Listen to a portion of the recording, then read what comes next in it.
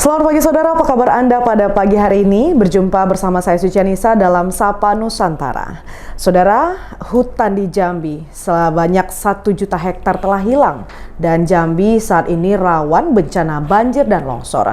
Bahkan hutan sebagai penjaga ekosistem di Jambi pun saat ini mulai punah. Untuk itu, berguna mengetahui penyebabnya seperti apa, kita sudah bersama Bang Ginda Harahap, yaitu manajer advokasi kampanye Walhi di Jambi. Nah, Bang Ginda, apa kabarnya pada pagi hari ini, Bang? Alhamdulillah baik, Pak. Iya, kita ketahui saat ini khususnya di Sumatera tengah terjadi bencana alam yang meliputi banjir maupun longsor ya. Ini merupakan bencana yang membuat kita miris, apalagi ini di penghujung tahun.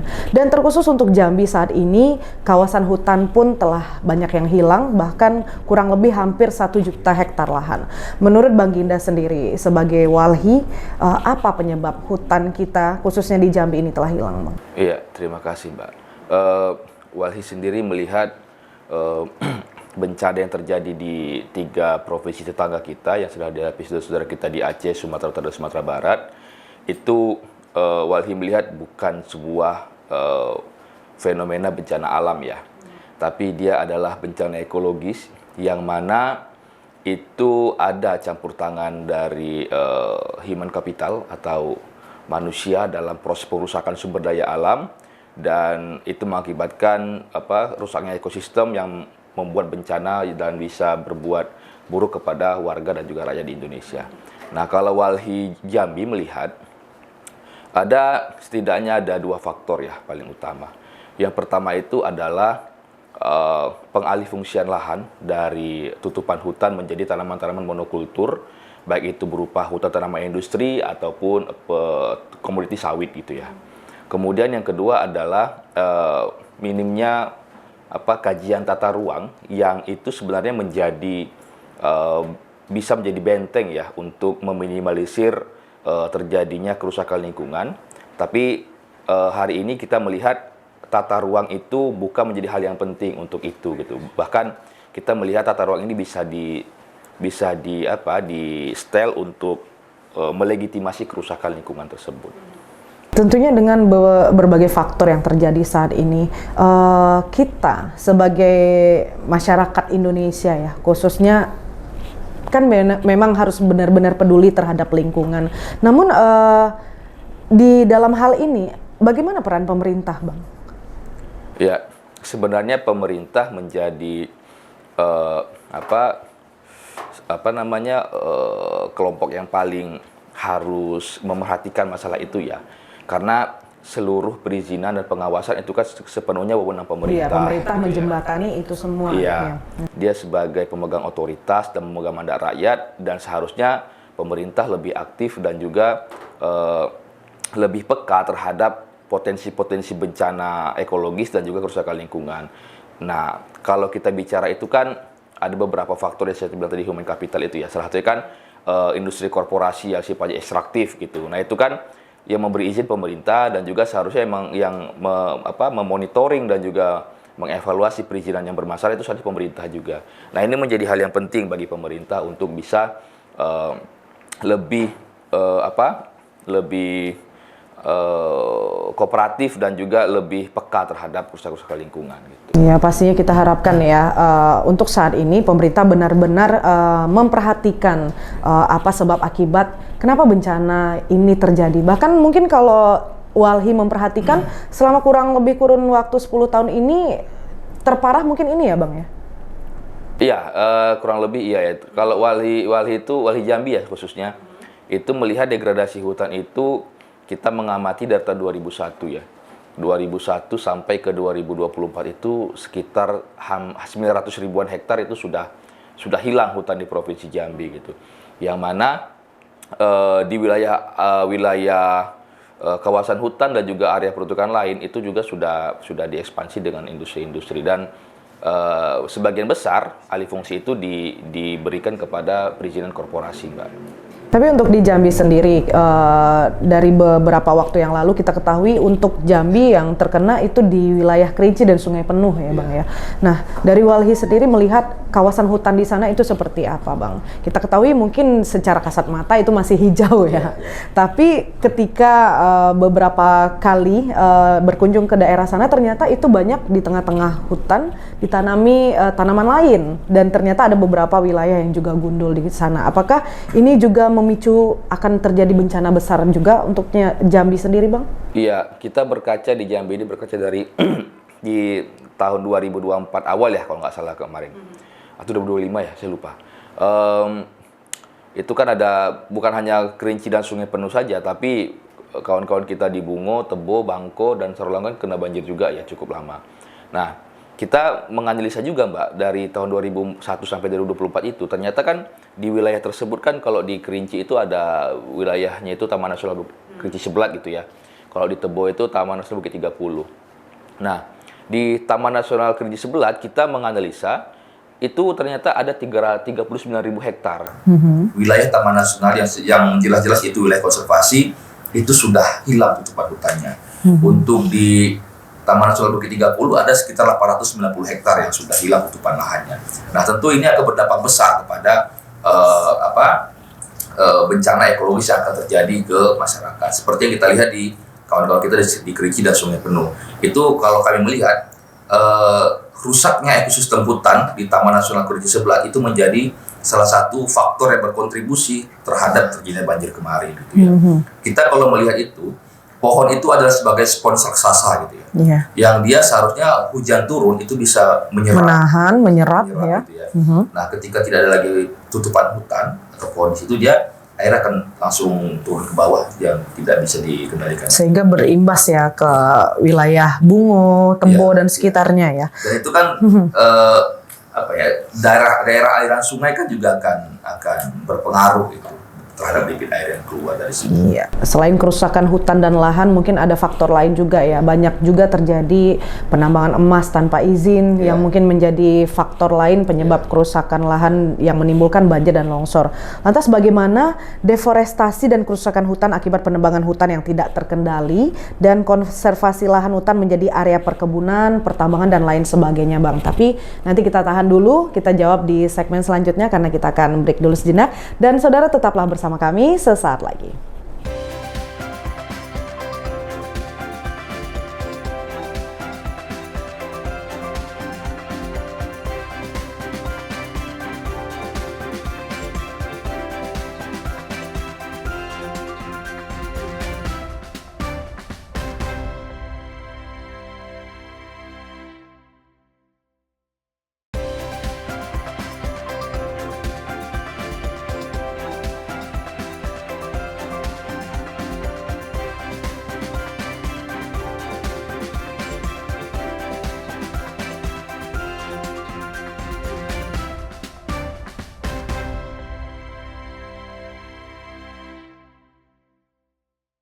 Saudara, kembali lagi dalam Sapa Nusantara, masih bersama Walhi Jambi ya, bersama Bang Ginda. Tadi kita akan membahas terkait tentang deforestasi dan kerusakan hutan akibat penebangan hutan yang tidak terkendali saat ini ya. Di Jambi kita ketahui bersama banyak pembukaan lahan untuk lahan perkebunan, lahan sawit khususnya ya.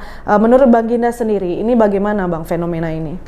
Ya, Walhi Jambi melihat memang deforestasi ini menjadi salah satu faktor utama dalam terjadinya potensi banjir dan tanah longsor gitu Mbak ya. Seperti yang saya sampaikan tadi juga bahwa hutan ini spons tadi ya, yang menyerap air itu ketika dia sudah tidak ada lagi, jadi air itu tidak bisa tertahan dan langsung turun dengan debit yang tinggi ke wilayah dataran rendah yang mana itu berdampak buruk kepada pemukiman warga gitu. Nah, deforestasi ini itu tentu menjadi sebuah PR bersama kepada pemerintah terkait dengan pengelolaannya seperti apa dan juga partisipasi pemerintah menjadi penting ketika itu sudah guna seperti apa metode dan mekanisme yang akan dilakukan untuk pemulihannya gitu Mbak. Nah, kita lihat aktivitas-aktivitas di wilayah hutan secara ilegal juga menjadi penting ya, salah satunya tadi peti yang disampaikan. Iya, ada peti ya, ada penambangan-penambangan lainnya juga. Namun tidak ada untuk solusi bagaimana lahan ini hijau kembali. Mungkin ini menjadi penyebab salah satunya rawan banjir dan longsor ya Bang ya. Nah, lantas terkait bagaimana perubahan iklim akibat kerusakan hutan ini Bang, apakah berpengaruh secara iklim sendiri untuk Jambi Bang? Ya, perubahan iklim tentunya juga memperburuk kondisi saat ini gitu ya. Yang mana seharusnya hutan itu menjadi paru-paru dan juga benteng terakhir, dan juga dia bisa bersifat menyerap karbon gitu ya. Hari ini sudah tidak ada lagi dan memperburuk keadaan kondisi iklim saat ini gitu. Kemudian yang tadi kita bahas juga Mbak, ketika hutan itu sudah tidak ada lagi, benteng untuk menahan laju debit air itu sudah sangat minim, sehingga dia bisa mengakibatkan tanah terkikis, kemudian juga akan membuat tanah longsor dan juga banjir yang cukup besar. Dia akan membawa material-material banyak ke daratan rendah. Iya, apalagi kita ketahui saat ini mungkin ada penebangan-penebangan ilegal yang terjadi. Bisa jadi penebangan ini bisa mengakibatkan banjir bandang yang besar hingga bisa merusak lingkungan sekitar ya Bang ya. Dan kita ketahui tidak hanya faktor pembukaan lahan dan perkebunan saja yang terjadi. Banyak juga hal-hal lain yang menjadikan faktor penyebab kerusakan hutan yang ada di Jambi. Salah satunya yaitu peti. Nah, dengan banyaknya pelaku peti yang telah menghabiskan kawasan hutan untuk melakukan penambangan, ini kira-kira ada berapa banyak Bang? Apakah Walhi sendiri mempunyai datanya Bang? Ya, Walhi Jambi memiliki data ya Mbak ya. Kalau di data Walhi Jambi itu kita sudah menganalisa melalui satelit Citra gitu ya. Jadi di Provinsi Jambi itu ada paling besar peti itu di wilayah Sarolangun dengan 14.900 hektar gitu ya.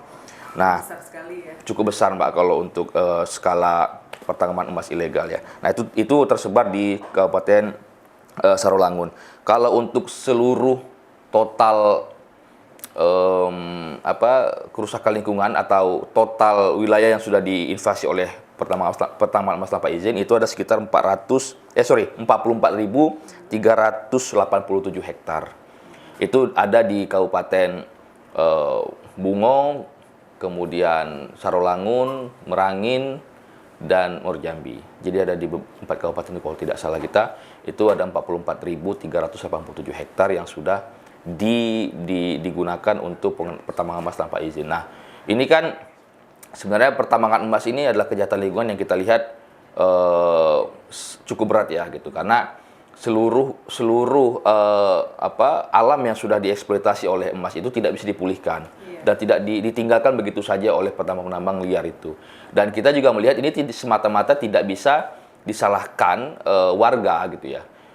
Warga menjadi bagian dari penambangan emas tersebut, tapi kita harus melihat siapa di belakang mereka yang menjadi pemodal gitu ya. Kalau kita lihat banyak di situ ada ekskavator alat berat dan juga mesin-mesin pengikis tebing yang untuk operasionalnya.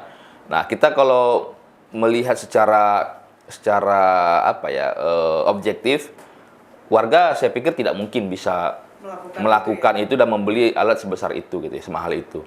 Nah, kita perlu melihat juga siapa aktor dan juga rantai-rantai pasok yang sudah berkontribusi dalam kerusakan lingkungan di sektor peti ini, Mbak.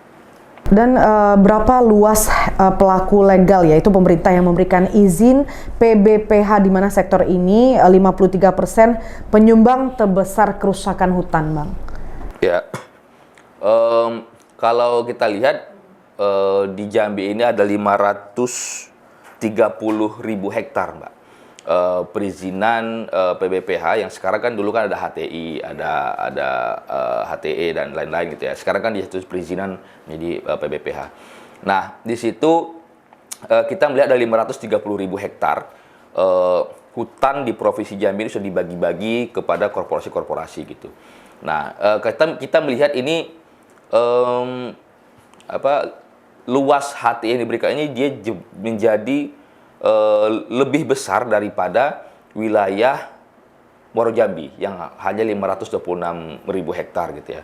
Nah, kita melihat ini menjadi satu masalah juga ketika hutan alam itu digantikan dengan tanaman monokultur seperti eukaliptus, akasia dan lain-lain itu ya. Nah, kita juga khawatir ya, sifatnya kalau untuk PPPH ini itu bisa ada potensi akan ada bertambah dari 530 hektar itu tutupan lahan yang hilangnya gitu ya. Nah, kita dapat informasi akan ada sekitar 32.000 hektar lagi akan masuk yang saat ini dalam proses perizinan di kementerian kalau tidak salah saya.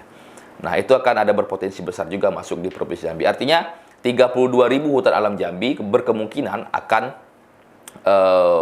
dialihfungsikan menjadi hutan tanaman industri atau energi lainnya. Lantas yang menjadi pertanyaan saya, kenapa harus Jambi, Bang? Apa potensi yang dimiliki Jambi sehingga Jambi ini lebih disorot untuk pembukaan lahan menjadi areal perkebunan, pertambangan? Ya, kita juga agak bingung juga ya kenapa Jambi ini menjadi primadona untuk... Iya, bahkan dari pantauan udara pun semua lahan di Jambi itu seperti menjadi lahan sawit ya, lahan akasia, hutan-hutannya hanya sedikit. Iya. Nah, di Jambi itu memang kita lihat secara tren ya Mbak ya. Secara tren itu di sekitar mulai awal 90-an itu sudah mulai banyak itu perusahaan-perusahaan sektor kehutanan yang masuk ke mendapat izin di Provinsi Jambi gitu. Nah, kita juga melihat saat ini sekitar 60%, saya cek bentar ya. Berarti bisa dikatakan untuk Walhi sendiri memang memegang data-data ya, berapa luasan lahan di Jambi ini yang sudah rusak, yang masih baik, yang masih layak sebagai hutan yang menjadi ekosistem bagi lingkungan sekitarnya. Ya. Jadi Jambi itu memiliki luas hutan itu 2.123.430 hektar.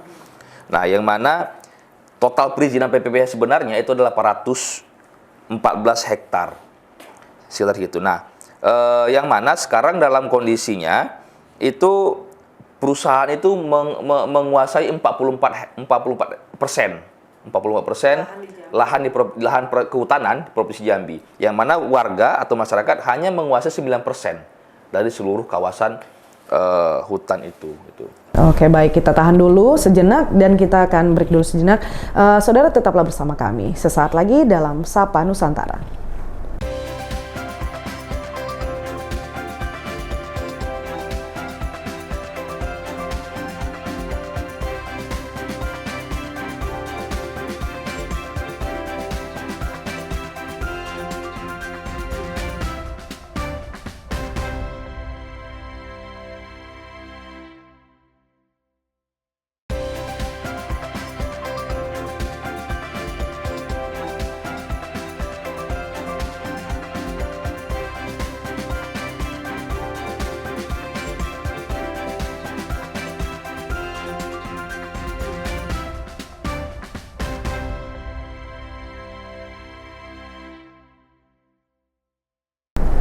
Ya, saudara, kembali lagi dalam Sapa Nusantara, masih bersama Walhi saat ini ya. Kita ketahui bersama saat ini bencana alam tengah terjadi khususnya di Sumatera. Bahkan Jambi pun terdampak bencana alam saat ini, yaitu disebabkan kurangnya kawasan hutan yang ada di Jambi. Dan selanjutnya yang ingin saya tanyakan, bagaimana Walhi memandang peran masyarakat dalam pencegahan dan penanganan bencana, Bang? Ya, kita di Walhi itu melihat masyarakat itu masyarakat lokal ya secara khusus ya, dan masyarakat adat itu adalah kelompok yang paling rentan terhadap bencana ekologis tersebut, Mbak. Nah, masyarakat itu akan menjadi korban pertama ketika terjadi bencana ekologis, tapi mereka juga sekaligus menjadi kelompok yang paling handal dalam menjaga ekosistem dan juga memitigasi kerusakan lingkungan dan bencana ekologis gitu ya. Nah, kalau kita melihat warga ini adalah masyarakat adat dan lokal ini itu menjadi peran sentral, harus jadikan peran sentral dalam pengelolaan lingkungan hidup, terutama dalam kawasan hutan. Karena mereka beranggap hutan itu adalah rumah, gitu ya. Selayaknya kita manusia tidak akan mungkin kita merusak rumah kita, gitu. Nah, menjadi penting ketika negara ini atau pemerintah memberikan masyarakat adat itu sebagai akses dan juga wilayah dan kedaulatan mereka terhadap hutan tersebut. Tidak diberikan kepada korporasi dan juga tuan-tuan tanah. Makanya dari itu ada beberapa kawasan yang menjadi kawasan hutan adat. Mungkin ini kawasan hutan yang masih terjaga. Tapi apakah tidak menutup kemungkinan suatu saat kawasan hutan adat yang masih tersisa di Jambi itu juga menjadi lahan konservasi? Ya, sebenarnya kita kalau bicara lahan konservasi atau tidak, ya sebenarnya masyarakat adat itu secara tidak langsung pengelolaan mereka terhadap hutan adalah konservasi. Ada kearifan-kearifan lokal yang dipraktekkan oleh masyarakat adat itu menjadi bagian dari konservasi hutan tersebut. Gitu. Ada beberapa kearifan secara tidak langsung itu diajarkan oleh leluhur mereka dari zaman dulu, gitu ya. Kadang kita saja yang merasa lebih pandai daripada mereka. Padahal secara turun temurun dan secara adat mereka sudah menguasai konsep-konsep konservasi, cuma dengan bahasa yang mungkin berbeda dengan bahasa kita, gitu aja. Ya, mungkin butuh lebih pendekatan-pendekatan yang dalam terhadap masyarakat, ya bagaimana pengelolaan hutan ini agar lebih baik lagi ya.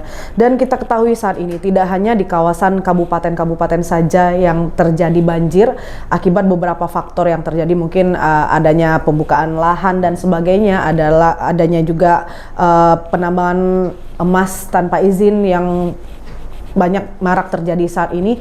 Bahkan khususnya di kota Jambi saat ini juga tengah terjadi bencana banjir. Beberapa hari terakhir ini pun kita ketahui bersama banjir juga melanda kawasan kota Jambi. Ini kira-kira apa penyebabnya ini, Bang? Dan mungkin ada masukan dan saran khususnya untuk pemerintah? Iya, kita melihat memang kota Jambi ini cukup sering dan intens sekarang ya terkena banjir, gitu ya. Nah, kita kembali tegaskan bahwa banjir itu yang sekarang terjadi bukan bencana yang semata-mata tiba-tiba datang, gitu. Melainkan bencana yang sebenarnya ini dampak dari proses pembangunan dan juga akumulasi dari kebijakan-kebijakan yang tidak berwawasan kepada lingkungan, gitu ya. Kita melihat penting pembangunan itu berbasiskan RT RW, gitu.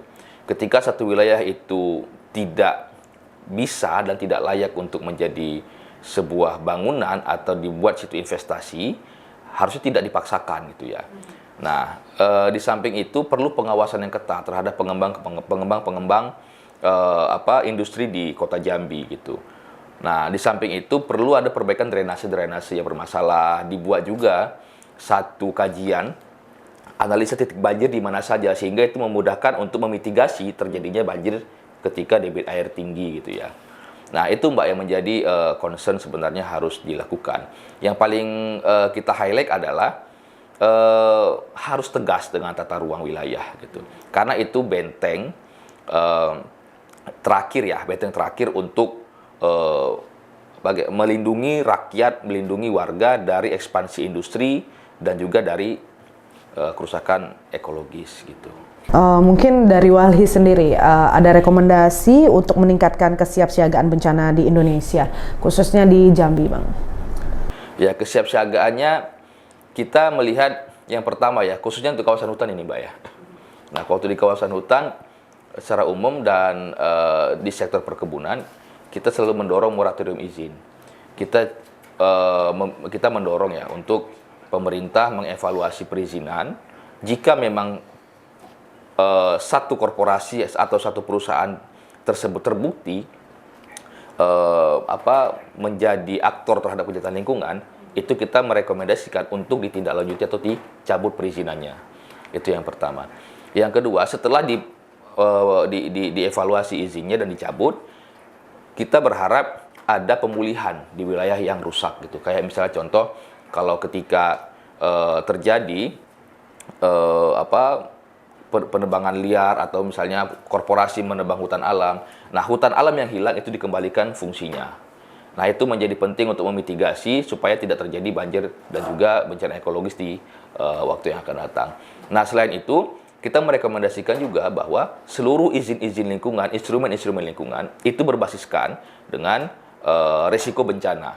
Sehingga pemetaan wilayah rawan bencana itu menjadi penting dan menjadi kajian sehingga bisa direkomendasikan untuk tata ruang yang lebih lebih efisien dan juga lebih melindungi rakyat dari bencana ekologis. Lantas bagaimana juga pendekatan Walhi sendiri terhadap pemerintah? Mungkin pemerintah juga berpihak kepada investor-investor yang mungkin melihat ada potensi yang ada di Jambi. Sementara kita ketahui wilayah geografis kita sendiri mungkin ada beberapa wilayah yang tidak mendukung untuk adanya pembangunan. Itu bagaimana, Bang? Ya, kita banyak menemui itu, Mbak, ya. Banyak. Itu yang saat ini banyak terjadi. Ya, itu kita banyak menemui itu. Yang saya bilang tadi, RT RW itu kadang menjadi satu dokumen yang bisa melegitimasi kerusakan itu gitu. Nah, kita melihat ada banyak perizinan-perizinan yang seharusnya tidak direkomendasikan atau tidak dibolehkan dalam membuat perizinan di situ atau industri di atasnya, justru dipaksakan gitu ya. Beberapa tempat ya kita temui seperti itu gitu. Bahkan RT RW yang seharusnya menjadi pemukiman dan pertanian justru dipaksakan menjadi wilayah industri pertambangan misalnya seperti itu. Nah, itu yang kita pikir pemerintah harus tegas dalam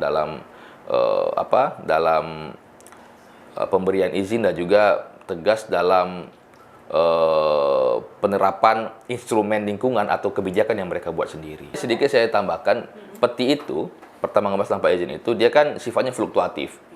Fluktuatif. Jadi dia alat-alat itu dia berubah-berubah jumlahnya. Ada yang kemarin pernah 400 alat, ada yang sekitar 500 alat gitu.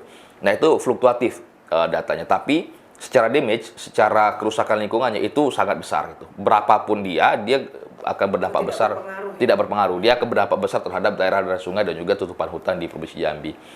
Nah, kemudian juga tadi terkait dengan RT RW, kita mau ya negara, pemerintah ini tegas terhadap instrumen lingkungan yang sudah dia buat, tegas kepada kebijakan yang sudah dikeluarkan, dan kita minta negara ini berpihak kepada rakyatnya, tidak kepada investor. Iya. Itu dia yang menjadi kunci utamanya ya. kunci. Lebih berpihak kepada rakyat dan tidak kepada orang-orang yang mungkin berniat berinvestasi namun tidak memikirkan dampak yang akan terjadi kemudian. Dan mengedepankan keselamatan rakyat di atas segala-galanya.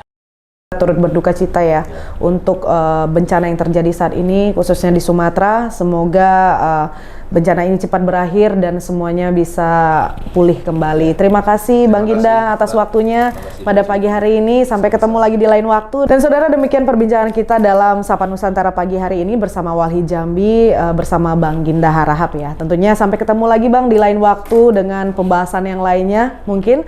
Dan akhir kata saya Sucianisa pamit undur diri dari hadapan Anda. Sampai jumpa. Kompas TV, independen, terpercaya.